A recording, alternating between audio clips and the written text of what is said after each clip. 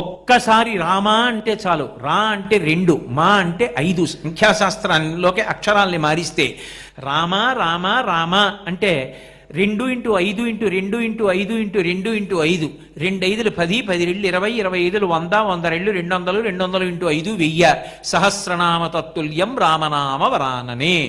రామనామము రామనామము రమ్యమైనది రామనామము అండంలో 3 మాటలు రామ రామ రామ అన్నారు కాబట్టి విష్ణు సహస్రనామ స్తోత్రాన్ని పారాయణ చేసినట్టు.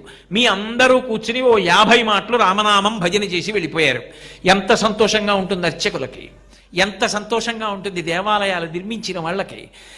మీ అందరూ కూడా 50 మాటలు చెప్పారు కాబట్టి 50 మాటలు విష్ణు సహస్రనామ స్తోత్ర పారాయణం చేశారని ఈశ్వరుడు అనుగ్రహిస్తాడు.